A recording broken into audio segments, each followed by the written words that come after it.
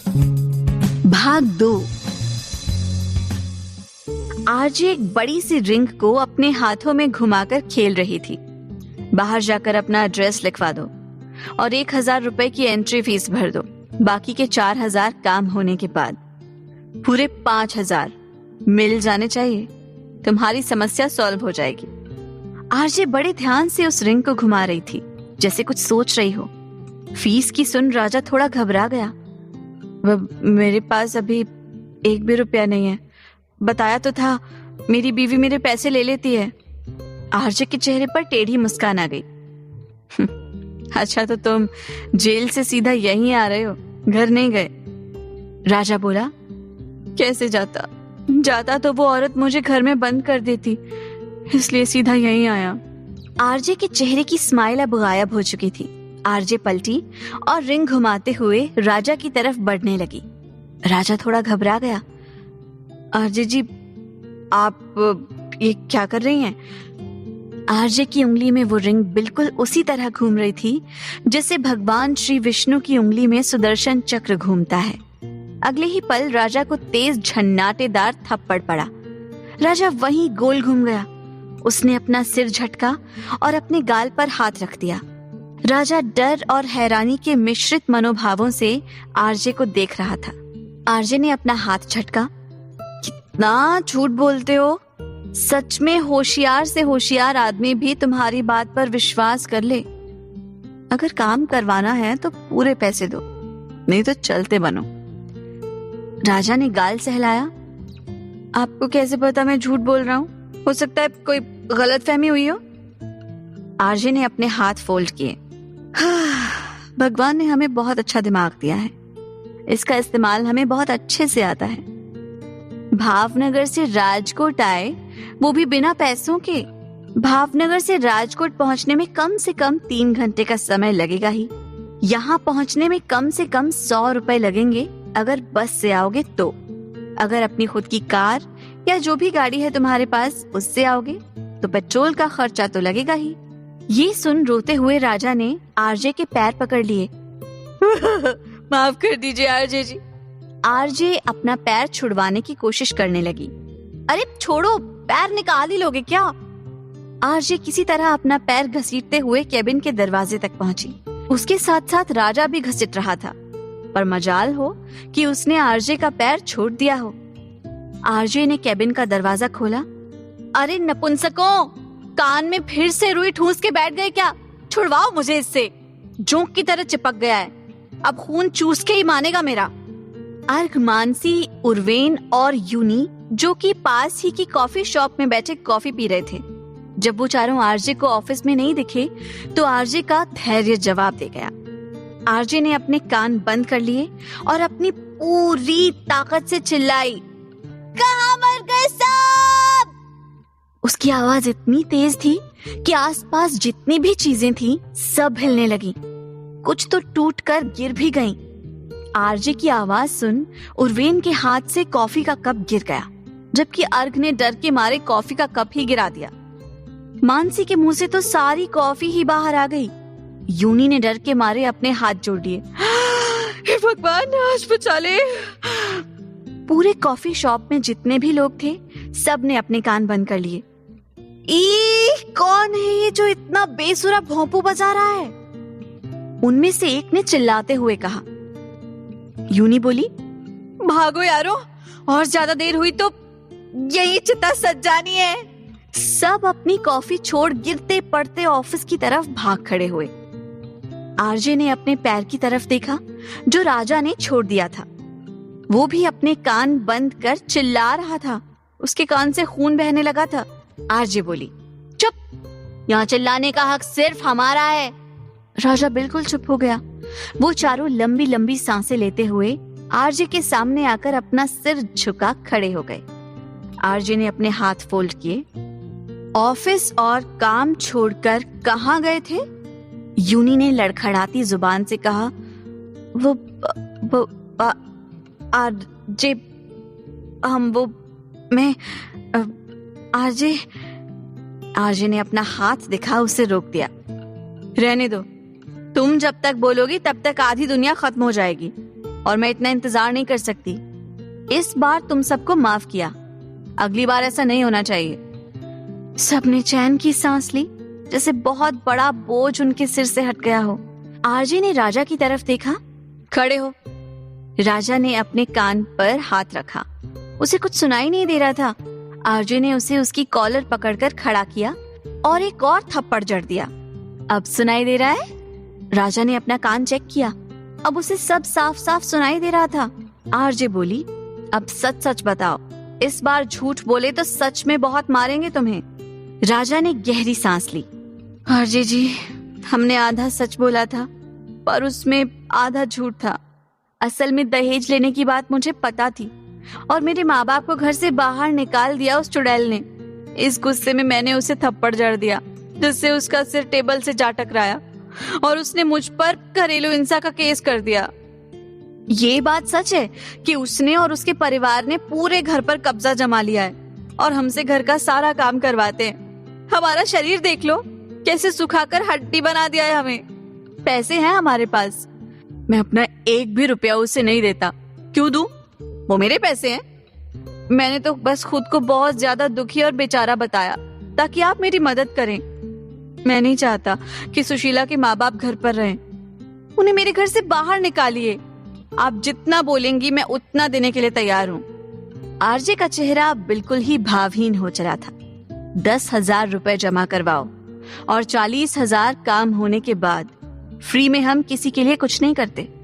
राजा हैरानी से आरजे की तरफ देखने लगा। पहले तो 5,000 बोले थे और अब? आरजे बोली, तुमने जो ये तमाशा किया है, झूठ बोला है, उसी के पैसे हैं, देने तो होंगे ही, नहीं तो चलते बनो। इतना कहकर आरजे अपने कैबिन में चली गई। मानसा राजा के पास आई। चलो निकालो पैसे। उर्वेन बोला, काम करवाना है तो पैसे तो देने ही होंगे, और तुमने जो कांड किए हैं उस हिसाब से तो तुम्हें धक्के मारकर बाहर निकालना चाहिए। राजा काफी परेशान हो गया। ठीक है, मैं पैसे जमा करवा दूंगा, पर मेरे सास ससुर मेरे घर में नहीं दिखने चाहिए। अर्घ बोला, ये सब आरजे डिसाइड करेगी, कौन जाएगा कौन नहीं ये हम डिसाइड नहीं करेंगे। यूनी बोली, तुम सिर्फ पैसे दो। राजा ने अपना दिल कड़ा कर 10,000 रुपए निकाल उर्वेन के हाथ में रख दिए और वहां से चला गया। मानसा वहीं चेयर पर बैठ गई। कोई ढंग का केस क्यों नहीं आ रहा जिसे सॉल्व करने में हमें भी मजा आए। आरजे अपने कैबिन में बैठी कुछ सोच रही थी, तभी उसके फोन पर उसकी मॉम का कॉल आया। आरजे ने कॉल उठा लिया। I miss you mom. RJ की मॉम अरुणा ने अपने आंसू पोंछ कहा, मुझे भी तेरी बहुत याद आती है, पर तू कब आ रही है? तेरे डैड भी तुझे बहुत याद करते हैं। छोड़ ना अपनी जिद, अब वापस आ जा। कब तक हम सबसे दूर रहेगी? आरजे की आंखें नम हो गईं। नो मॉम, जब तक मुझे अपने सवालों के जवाब नहीं मिल जाते मैं वापस नहीं आऊंगी। आप और डैड अपना ख्याल रखना। इतना कह आरजे ने कॉल डिस्कनेक्ट कर दिया और एसी को हाई टेम्परेचर पर कर अपनी आंखें बंद कर ली। सिमी अंदर आई। मैम, ठंड लग रही है, थोड़ा एसी का टेम्परेचर कम कर देंगी? सिमी ने अपने हाथों और कंधों को मसलते हुए कहा। आरजे ने अपनी आंखें खोली और एसी का टेम्परेचर कम कर दिया। हाँ बोलो, क्या काम है? सिमी बोली, मैं अपनी प्रॉब्लम लेकर आई हूँ। बाहर खड़े घुंघराले बालों वाले लड़के ने कहा कि मैं अंदर जाऊं, आप मेरी मदद करेंगी। आरजे ने एक लंबी जम्हाई ली और अपनी गर्दन को दाएं बाएं घुमाते हुए खड़ी हो गई। बैठो। सिमी झिझकते हुए बैठ गई। आरजे ने सिमी की तरफ अपना पानी का ग्लास बढ़ाया। इसे पियो और अपनी प्रॉब्लम बताओ। सिमी बोली, जी मेरी प्रॉब्लम मेरा मोटापा है। ओवरवेट होने की वजह से लोग मेरा मजाक उड़ाते हैं और मैं अब इससे परेशान हो गई हूँ। मैं सुंदर दिखना चाहती हूँ। आपने कहा कि आप हर प्रॉब्लम को सॉल्व करती हैं, मेरी प्रॉब्लम को भी सॉल्व कर दीजिए। मैं पूरी जिंदगी भर आपकी तस्वीर की पूजा करूंगी। ये सुन आरजे सोच में पड़ गई। कुछ सोचते हुए वो इधर से उधर घूमने लगी। फिर अचानक कुछ सोच वो सिमी के सामने आकर खड़ी हो गई। सिमी डर गई और थोड़ा पीछे हट गई। आरजे के चेहरे पर मुस्कुराहट आ गई। तुम्हें अपने मोटापे से प्रॉब्लम है या लोगों की बातों से? सिमी ने कुछ सोचते हुए कहा, पतली होने के लिए मैं एक्सरसाइज कर रही हूँ। पतली तो मैं हो जाऊंगी, पर मुझे एक लड़का पसंद है। और उसकी जो दोस्त है मोना, वो मेरा हमेशा मजाक उड़ाती है। और महेश तो मेरे मोटापे की वजह से मुझे देखता तक नहीं है। मेरे घर वाले मेरे मोटापे को लेकर बहुत परेशान रहते हैं और रिश्तेदार जब देखो तब मेरे मोटापे की वजह से मुझे और मेरे मम्मी पापा को ताने मारते हैं। मैं क्या करूं? परेशान हो गई हूं मैं अपनी जिंदगी से। अब आप ही कुछ हल निकालिए, नहीं तो मैं सुसाइड कर लूंगी। आरजे ने कुछ सोचा। समस्या तो बहुत बड़ी है, 1000 रुपए लगेंगे, दे पाओगी? सिमी ने हाँ में सिर हिला दिया। अभी या काम होने के बाद? आरजे ने कहा, काम होने के बाद। अभी तुम बाहर चलो, अपना एड्रेस और नाम पता उस लड़की मोना और उस लड़के की डिटेल लिखवाओ जिसे तुम पसंद करती हो। सिमी खुश हो गई। सिमी केबिन से बाहर आई। वो चारों रोबोट की तरह सिमी को ही देख रहे थे। जैसे ही आरजे केबिन से बाहर आई, वो चारों फिर से हरकत में आ गए। उर्वेन एक रजिस्टर लेकर आया। तुम्हारा नाम क्या है? सिमी उससे सब बताने लगी। आरजे ने मानसा, यूनी और अर्क को पास आने का इशारा किया और खुद केबिन के अंदर चली गई।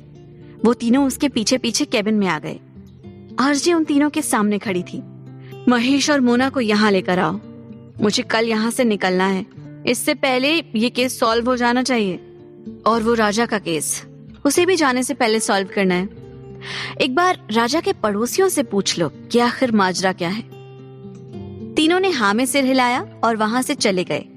आरजे सोफे पर लेट गई। उसने केबिन को अच्छे से लॉक किया और अपनी हाई नेक स्वेटर निकाल दी।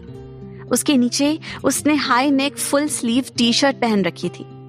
आरजे को सांस लेने में थोड़ी तकलीफ सी हो रही थी, इसलिए उसने एसी का टेम्परेचर बढ़ा दिया। अब उसे काफी ठंड लग रही थी, पर उस पर ठंड का कोई असर नहीं था। उसने अपनी आंखें बंद कर ली और थोड़ी ही देर में वो नींद के आगोश में जा चुकी थी। दिन रात ट्रेवल करने की वजह से वो काफी थक गई थी, पर आरजे को देख कोई नहीं कह सकता था कि वो थकी हुई है।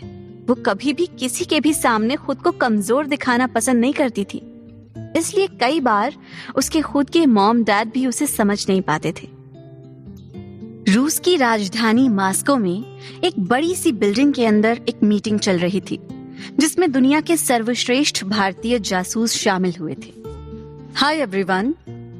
एक अधेड़ उम्र का शख्स जो दिखने में इंडियन लग रहा था, दुनिया की सबसे बड़ी डिटेक्टिव कंपनियों में से एक कंपनी के मालिक, जो दुनिया भर में अपने बेस्ट जासूसों की वजह से जानी जाती है, द जेवियर्स जिन।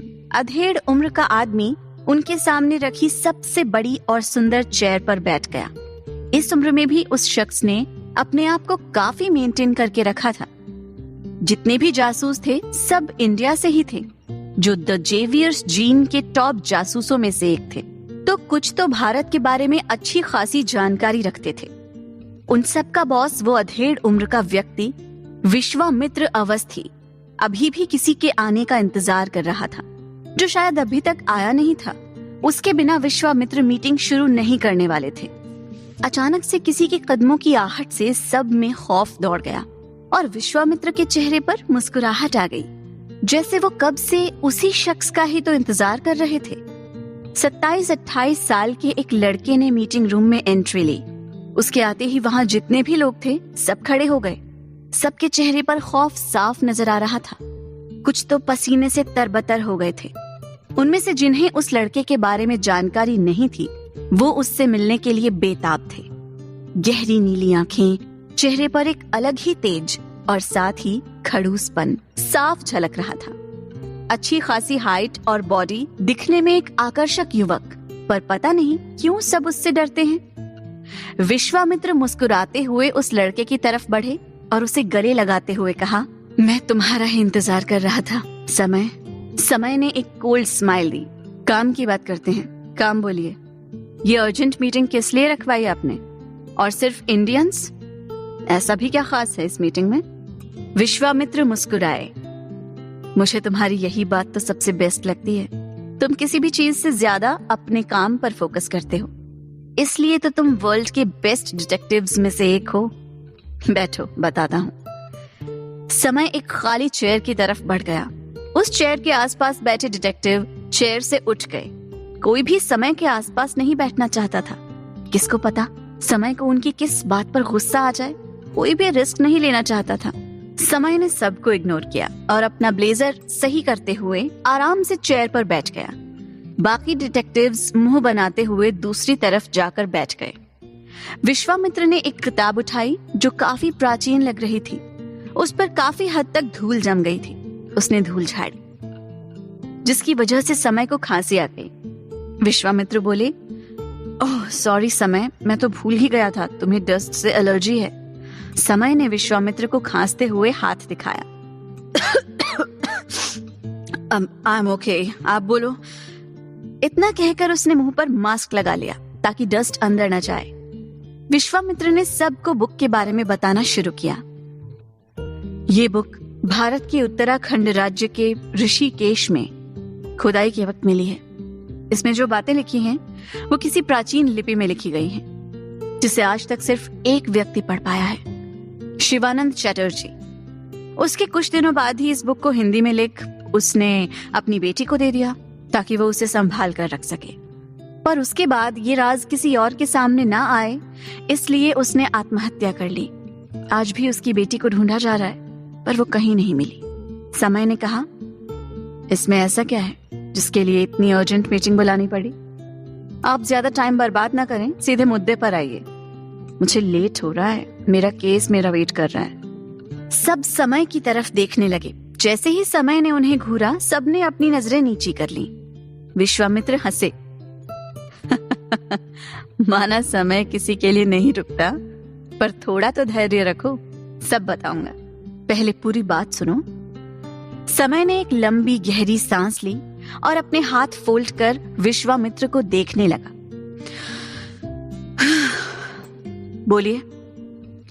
विश्वामित्र ने ये देख अपना सिर झटका और आगे बोलने लगे। इस किताब में क्या है वो तो मुझे भी पूरी तरह से नहीं पता, पर चूंकि इस बुक की लैब में जांच की गई, तब पता चला कि इस बुक में लिखा हुआ एक एक शब्द सोने के अक्षरों से लिखा गया है। इस बुक का कवर पेज ध्यान से देखो। वहां ओम की आकृति बनी हुई थी, वो भी सोने से। उसके नीचे परिजात वृक्ष के फूल की तस्वीर बनाई गई थी, जिसने उस ओम की आकृति को लगभग घेर रखा था। पर यही चीज उस बुक को यूनिक बना रही थी। विश्वामित्र मुस्कुराए और बोले, मुझे लगता है इस बुक में परिजात पत्थर के बारे में कुछ है। ये सुन समय अपनी सीट से खड़ा हो गया। थैंक्स मेरा टाइम बर्बाद करने के लिए। मैं इस बकवास में बिल्कुल यकीन नहीं रखता। इतना कहे वो जाने लगा तो विश्वामित्र ने उसे रोक लिया। समय, तुम ऐसे नहीं जा सकते। कहीं ऐसा ना हो कोहिनूर हीरे की तरह विदेशी परिजात पत्थर भी हमसे छीन कर ले जाएं। तुमने आज तक कितनी ही ऐतिहासिक और प्राचीन चीजों को भारत से विदेशी लोगों तक पहुंचने से रोका है। परिजात पत्थर भी हमारे देश की धरोहर है, जिसे हमें भारत से बाहर नहीं जाने देना है। कितनी ही विदेशी कंपनियां परिजात पत्थर के पीछे पड़ी हैं। द सॉल्व हिंट को ही देख लो। हमारी राइवल कंपनी है, पर उसने अभी से अपने बेस्ट जासूसों को परिजात पत्थर की तलाश में भेज दिया है। समय ने ये सब इग्नोर किया और आगे बढ़ने लगा।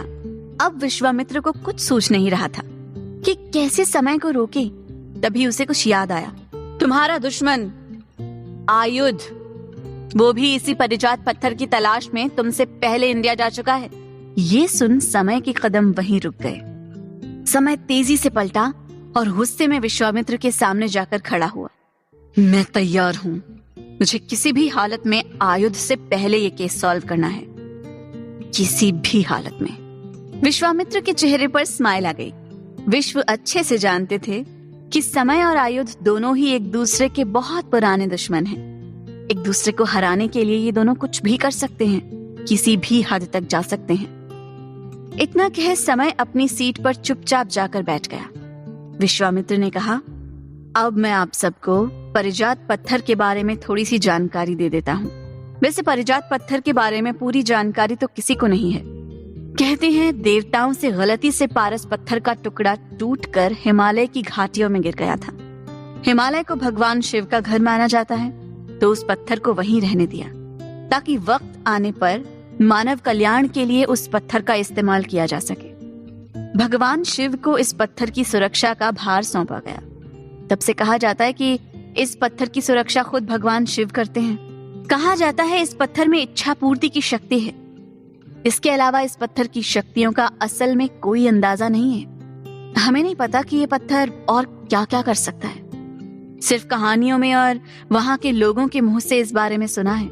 इसमें कितना सच है और कितना झूठ अभी कुछ अंदाजा नहीं लगा सकते। समय बोला, अगर ये पारस पत्थर का टुकड़ा है तो इसमें ये लोगों की इच्छाएं पूरी करने की शक्तियां कैसे? ये सुन विश्वामित्र सोच में पड़ गए। Good question. शायद इसका जवाब इस बुक में हो। लोगों के मुंह से सुना है, इसके कोई प्रमाण नहीं है। परिजात पत्थर के बारे में और ज्यादा जानना है तो पहले उस लड़की को ढूंढना पड़ेगा जिसके पास इस बुक का अनुवाद है। शिवानंद चैटर्जी की बेटी। फिर शायद हमें कुछ पता चल जाए। एक जासूस ने सवाल किया, सर, शिवानंद चैटर्जी ने आत्महत्या 30 साल पहले की थी। उस समय उसकी बेटी की उम्र यही कोई 15 साल रही होगी। अब तक तो उसका पूरा हुलिया ही चेंज हो गया होगा। हो सकता है उसने किसी से शादी कर ली हो, उसके बच्चे भी हो गए हों। उसके बाद तो उसका सरनेम भी चेंज हो गया होगा। ऐसे में हम बिना कोई क्लू उसे कैसे ढूंढेंगे? समय जो अब तक चुप सुन रहा था, ये सब सुन उसने अपना सिर पकड़ लिया। आपको नहीं लगता है हम कचरे के ढेर में सुई ढूंढने की कोशिश कर रहे हैं? ये पूरी तरह से टाइम बर्बाद है। विश्वामित्र मुस्कुराए। काफी सालों पहले उसके भारत में होने के सबूत मिले थे, पर उसके बाद वो बिल्कुल गायब ही हो गई। मुझे लगता है वो शायद अब भी ऋषिकेश में हो सकती है। समय ने कहा, अगर वो वहां नहीं हुई तो मेरा तो टाइम बर्बाद हो जाएगा ना। विश्वामित्र ने लंबी सांस ली। तुम्हारे माँ बाप ने सच में बहुत सोच समझकर तुम्हारा नाम समय रखा था। पता नहीं उस समय ये नाम ही क्यों दिमाग में आया। समय बोला, ये आप खुद से पूछिए डैड, आपने मेरा ये नाम क्यों रखा? विश्वामित्र ने मुंह बना लिया। यहां मैं तुम्हारा डैड नहीं, बॉस हूं। घर पर तो वैसे भी बॉस तुम ही हो, पर यहां मुझे रिस्पेक्ट देना सीख लो और थोड़ा मुस्कुरा कर बात करो। ऐसा लगता है जैसे किसी मशीन से बात कर रहा हूं, जिसे टाइम के अलावा कुछ दिखता ही नहीं है। समय ने कुछ नहीं बोला, पर उसका चेहरा अब भी पहले के जैसा सीरियस ही था। उसके चेहरे पर किसी तरह की कोई भावनाएं दूर दूर तक नजर नहीं आ रही थी, सिवाय एक के, गुस्सा, जो कि उसके चेहरे पर 24 घंटे रहता था। समय अपनी जगह से खड़ा हो गया। मैं वहां जाऊंगा। मैं अपने साथ सिर्फ एक शख्स को ही लेकर जाऊंगा। वो इनमें से कोई भी हो सकता है, इसलिए तैयार रहे। मुझे लेट लतीफ बिल्कुल पसंद नहीं। ये सुनते ही जैसे सबके शरीर से जान ही निकल गई हो। समय के साथ 1 मिनट भी बिताना किसी टॉर्चर से कम नहीं है। ऊपर से उसके साथ जाना, इंसान मरे ना मरे, पर उसकी रूल्स और रेगुलेशंस में दबकर इंसान की जीने की इच्छा जरूर मर जाएगी। ये सोचकर ही सबके पसीने छूटने लगे थे। समय ने सब पर एक नजर डाली और वहां से चला गया।